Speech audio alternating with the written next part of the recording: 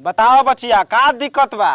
ए बाबा हमरा 15 साल शादी कैले हो गए। अच्छा आ हमरा बाल बच्चा नइखा होत। हम हॉस्पिटल, हाँ हम दवाई जड़ी बूटी अंग्रेजी हेमापति ओझा गुनी तो सब करा तर चल गई। कौनो सुनवाई नहीं खे। कोनो बाबा सुनवाई नहीं खे। हमरा बुढ़ौती के सहारा बा। ना ई तो बात सही बा। मान लो कि ये उम्र में तो नाती वाला पतोह वाला होके के चाहिए। हमरा बाबा कोई नहीं खे। अब अच्छा मर्द का करना कहाँ रहना। कहा करे ना कंपनी में काम करे ना। अच्छा तो मतलब घरे आवे लन जा लन कि ना। आवे ना जा ना 6 महीना आवे ना। अच्छा तो 3 महीना रही 3 महीना चल जी हाँ। ओ 6 महीना पे आवे ना 3 महीना रही 3 महीना चल जी हाँ। देख चलाइन हाँ। बाल बच्चा हो जिहन बाकी तनी कष्ट करे के पड़ी। कहा बाबा बोली। बाबा के बात सुने के पड़ी। सुन बाबा के बात माने के पड़ी। मानो अभी ना कि बाबा कहलन कि हई करे के बा अब तू कहबू कि ना हम करबे ना करब। ना बाबा कर। हाँ जवन जवन विधि बताई वैसे वैसे काम करबू वैसे वैसे रहबू एकदम लइका सल भीतरिए खेलावे लगबू। चली बाबा राव आशीर्वाद चाहिए। हाँ हमारा आशीर्वाद का ऊपर वाला के आशीर्वाद। ऊपर वाला के आशीर्वाद हमारा पर हमारा आशीर्वाद अब तो हम लोग लिखा आदमी पर शायर डी के ठीक ना बाबा। मनाव जनाव ठीक।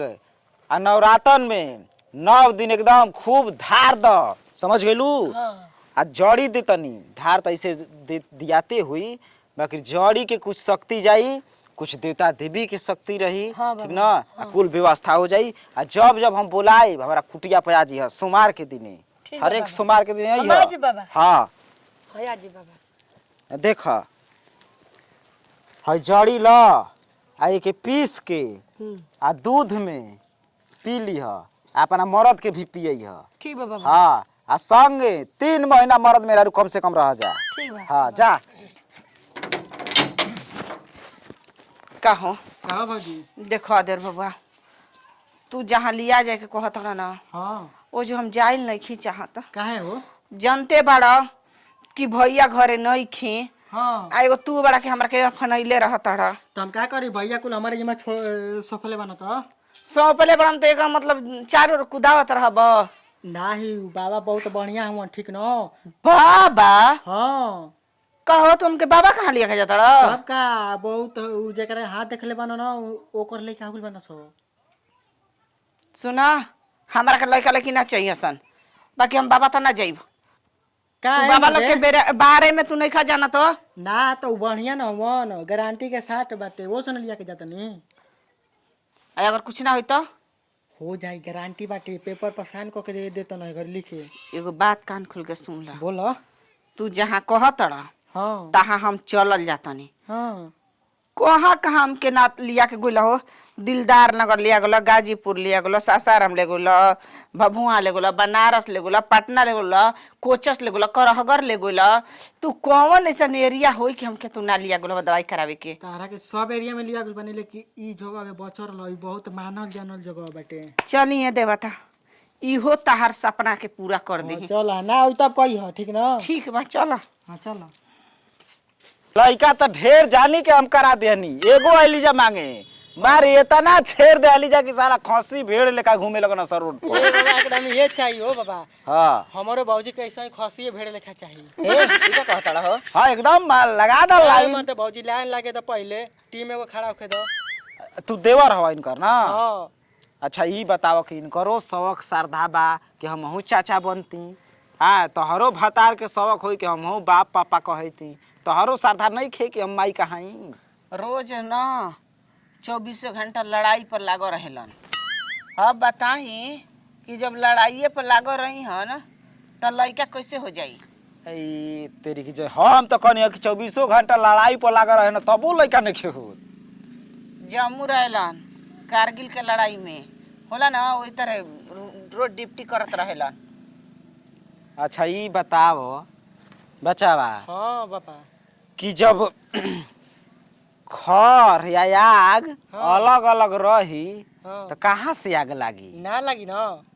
एक जगह दोनों के करब तबे आग लागी। हाँ बात तो सही कहता बाबा। हाँ नहीं तो दूर से तो धुआं उठल करी। हाँ दूर से धुआं उठी हाँ। लेकिन जरी जरी रहब तबे ना आग लगी।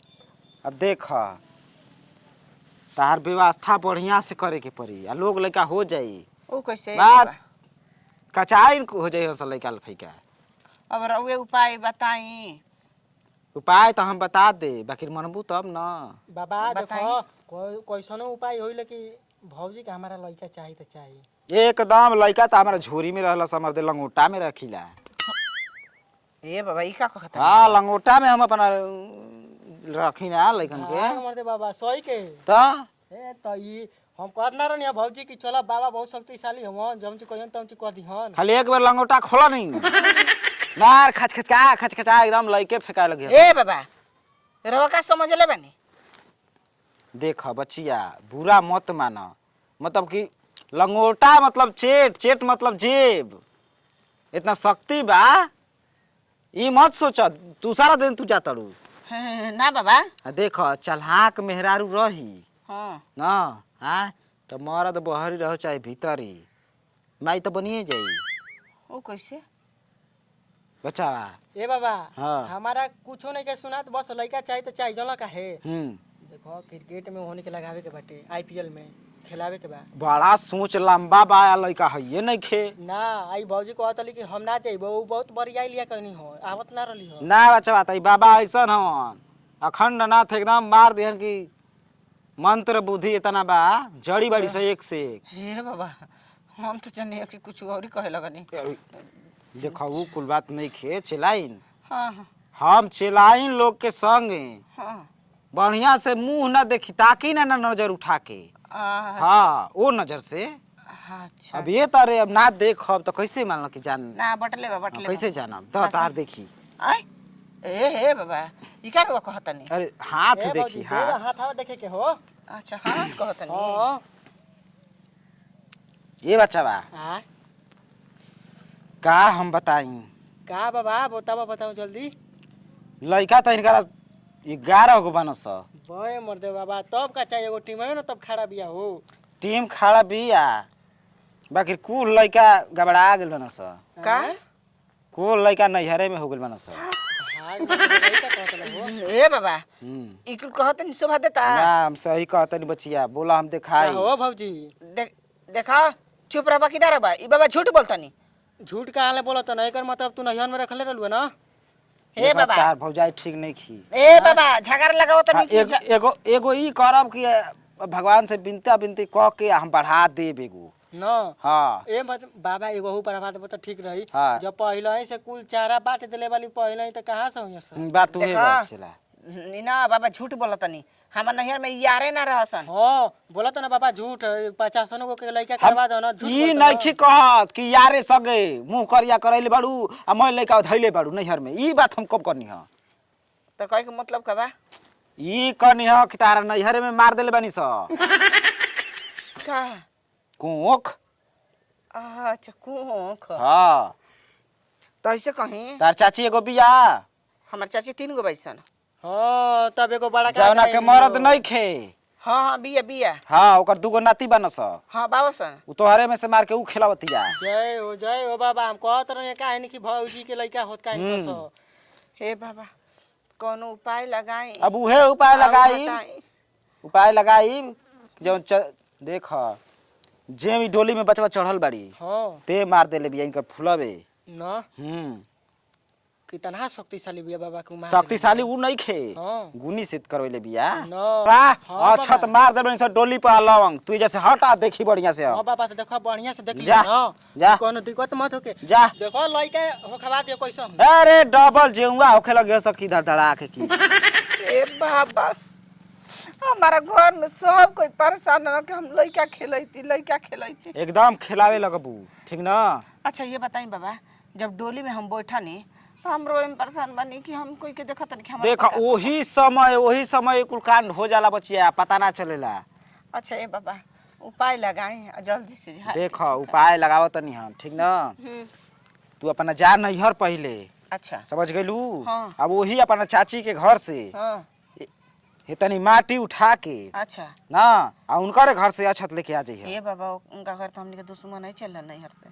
अच्छा कोनो छोट लइकन के भेज दी ह ठीक अपन हो। तनके से माटी ना जादी हेहर लेखा चल जाई। का करे के बा हाँ, गोड़ लगतन ले लड़की चाचा हनी। हां लड़की जा तू खिसियाई बाड़ू हम बेटी हई लड़की है का हमारा ऐसे पर ही कह खिसियाई के बहाना लगा ले। महतारी बाप का कइलन जा का ना कइलन जा झगड़ा अब हमारा से कौन दुश्मनी बा ना ना ना अब ठीक हो। पोल्हावल जाला गदहो के बाप कहल जाला ये बाबा ई क्या कहत हम गधा के काहे के बाप कहीं मार काम लेवे खातिर हां अच्छा हमर कहा एगो गधा बा।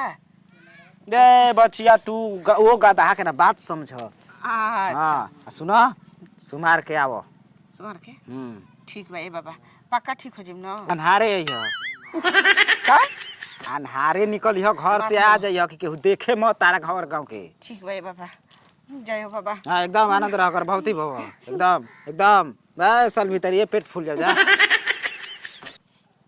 लइका के आशीर्वाद हाँ, ह चल चल बाबा रे। चला ओ जा ए, बचाओ जा, लिया के जाओ अपन भौजी के देखभाल बढ़िया से करस लइका काहे ना होई।